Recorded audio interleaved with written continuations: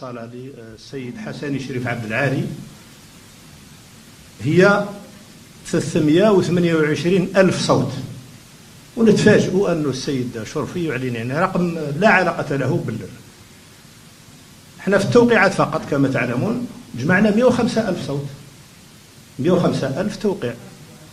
فلذلك هذه النتائج نعتبرها عبث بهذه الانتخابات وتشويه لصورة البلد، ونحمل مسؤولية هذا الإفساد لمن أعلن هذه الأرقام وهذه النتائج. نتساءل أيضا أين هي نسبة المشاركة؟ لماذا لم يعلن نسبة المشاركة وهي معلومة رئيسية في تقدير الأصوات؟ لماذا لم يعلن نسبة المشاركة بلا ما نعلق على أنه أعلن بالأمس على 12 تاع الليل النسبة ما فهمناهاش حتى واحد ما فهمها. أين هي الأصوات الملغاة؟ لماذا لا يعلن أصوات الملغاة؟ فلذلك نحن نستهجن هذه الأرقام ونعبر عن استنكارنا لها، وهي لا تمثلنا، ولا أعتقد أنها تمثل صورة الانتخابات الرئاسية التي عشناها. بالنسبة للعملية الانتخابية أؤكد على المعلومات التي طرحتها بالأمس فيما يتعلق بالتصويت بالوكالات. سجلنا خروقات فيما يتعلق بالتصويت بالوكالات، سجلنا خروقات كذلك. قلت لكم بالأمس أنه الممثلين تاع الحزب في بعض المراكز التصويت تعرضوا لضغوطات وتعرضوا لنوع من الإقصاء، الشيء اللي نددنا به بالأمس في خلال عدة تصريحات صحفية معكم. ونزيد أؤكد على أن في الكثير من مراكز التصويت ممثلي الحزب لم يتحصلوا على المحاضر وتعرضوا كذلك لمضايقات. دونك هذه الملاحظات الأولية. فيه عدة ربما نقاط سنعود إليها في الندوة الصحفية التي سنعقدها غدا على الساعة 11. الأكيد أن قلت لكم من المفروض السلطة الوطنية المشرفة على الانتخابات تعطينا معلومات باش توضح الأمور. المعلومات التي قدمت لحد الآن زادت العملية غموضا. إذا متابعينا الكرام، كما سمعتم كانت هذه الندوات الصحفية للأحزاب اللي كانت مرشحة ضد تبون، ولا المرشحين اللي ترشحوا ضد تبون، كيأكدوا الحمد لله بعدا الحمد لله شي حد عنده العقل خرج وقال بأن هذه الأرقام لا منطقية، هذه الأرقام ما عندها حتى شي أساس، هذه الأرقام ما كتدخلش العقل، هذه الأرقام شي حد عنده العقل غادي يقول لك منين جبتوا هذه المصيبة الكحلة؟ كيفاش درتوا لهذه الأرقام؟ شرحوا لنا، دروا الخشيبات وشرحوا لنا كيفاش درتوا لهذا الشيء. فضيحة متابعينا الكرام بكل ما تحمل كلمة المعنى. والأخطر من ذلك أن هذو اللي ترشحوا ضد تبون يتهمون رسميا السلطة الوطنية المستقلة للانتخابات في الجزائر بأنهم زوروا الانتخابات، وبالتالي متابعينا الكرام لأنه ما زال هناك فضيحة أخرى. شوفوا معي هذه الصورة اللي كتبان الآن أمامكم على الشاشة، هذه هي النسب الرسمية التي أعلن عنها من طرف النظام الجزائري للانتخابات. الطامة الكبرى الفضيحة المهزلة أنه إذا جمعنا 94.65% ديال تبون مع 3.17% مع هذاك حسني شريف، وجمعناها كذلك مع 2.16% ديال هاد يوسف أوشيش، غادي نلقاو النسبة هي 99.98% وليست 100%.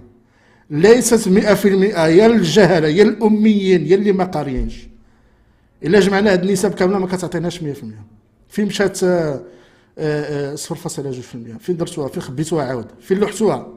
كيما لوحتوها هذيك 5,600,000 صوت ما عرفناش فين مشاو.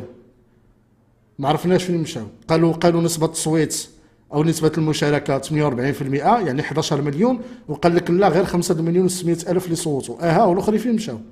النص ديال الأصوات فين مشاو؟ النص ديال هذيك النسبة ديال 48% فين مشات؟ كما نقول الآن احنا جمعنا هذه النسب التي أعلن عنها اليوم ما وصلاش 100%. هذه هي زريبة الجزائر اللي كنتحدث عليها متابعينا الكرام. علاش أنا محرق راسي في هذه القناة؟